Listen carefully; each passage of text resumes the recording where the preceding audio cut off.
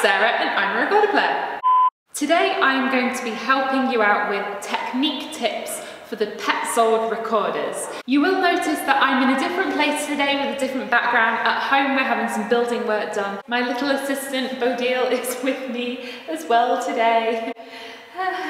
So Paetzold recorders are very different to regular recorders, both in terms of the size and the design. So there are quite a few tips that you need to know in order to sound really good on these instruments, and I'm here to help you. The first thing are the fingerings. It's really good to check these before you play. One of the main ones is going to be the low A flat, which you have an extra key for. You can use your ring finger or your little finger to play this.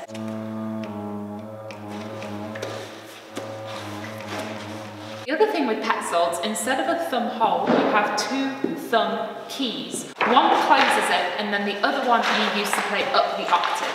If I need to play up the octave, I actually close the first key with this part of my thumb, and then I can move my thumb joint like this to play like so. That way you don't need to be moving your thumb back and forth like...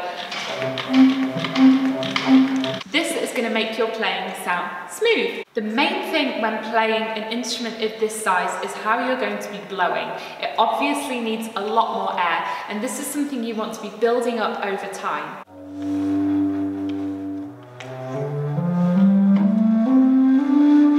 In the beginning, when I first started playing the Paetzolds, I was getting really dizzy. So persevere, do a little bit every day, and in time your stamina will increase.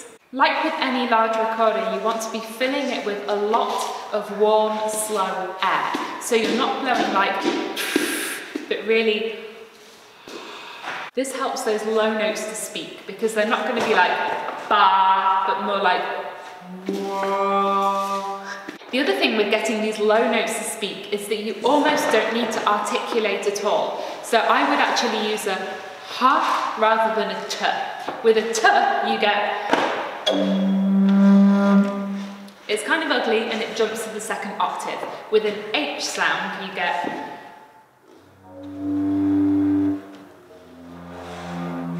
This brings me to articulation on these recorders. This kind of chip articulation sound.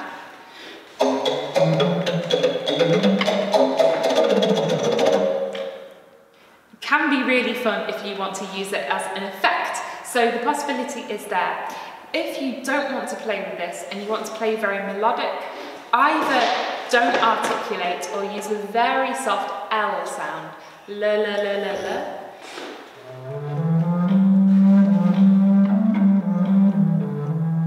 How to make the high notes speak. With the recorder, normally when adjusting the thumb hole at the back for the high notes, you'd open it a tiny bit differently depending on the note you're playing. Now, because the Paetzold has keys, you can't do this. This means you have to be really, really precise with your breath. I'm afraid the remedy for this is practice and getting used to exactly how you need to be blowing.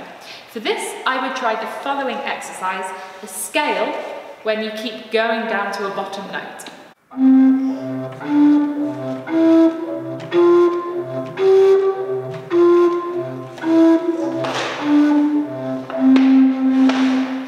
And the other way around.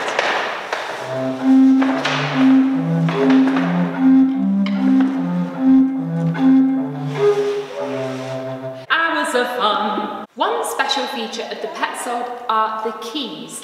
Especially with the older models, these keys make a lot of noise.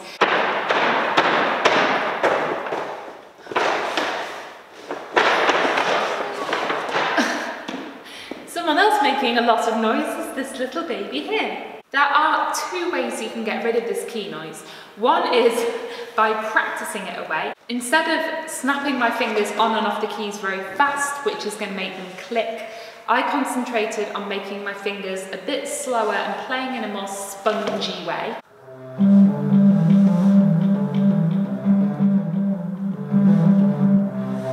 Actually, the newer models with the new keypads play almost silently. So if you have an old instrument, you can still get these put on your keys, which, if you want to play with silent keys, is a really nice investment. The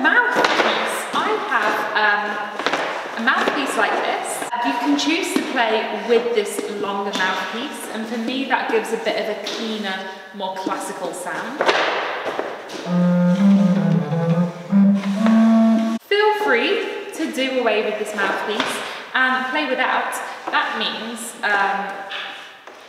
you're literally just playing with a hole, but I find that you can manipulate the sound a lot more here. You can add air sounds, you can add different syllables, and it gives you a lot of different sound colours.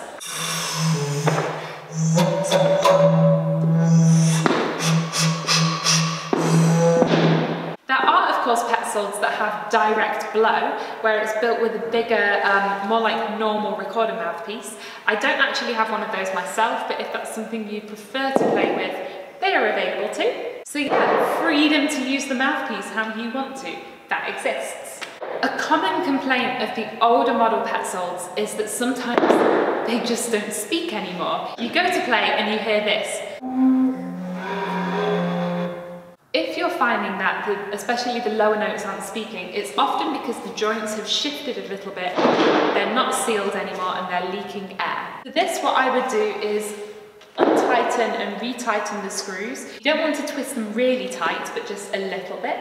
Loosen, tighten, loosen, tighten, and then do this. It's very inelegant, but it pushes all the joints back into place, and then your recorder is sealed again. Luckily, in the meantime, the instrument has been further developed, and the new kind of seals, the new gaskets they're called, are much better.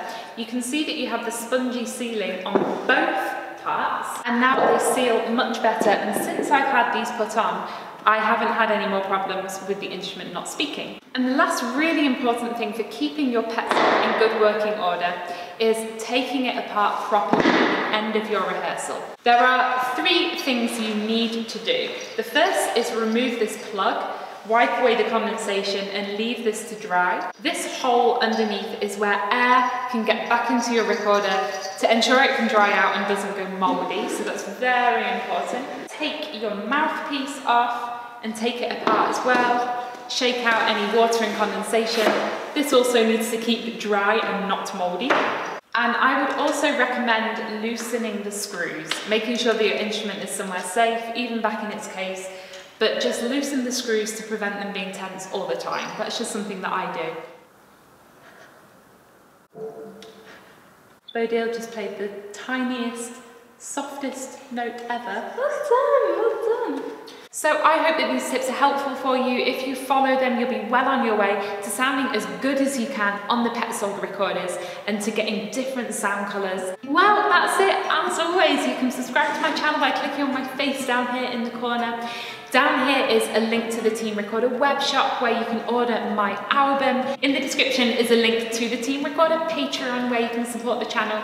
And over here is a video from ages ago where I introduced these wonderful instruments. Thanks for watching and have a great day.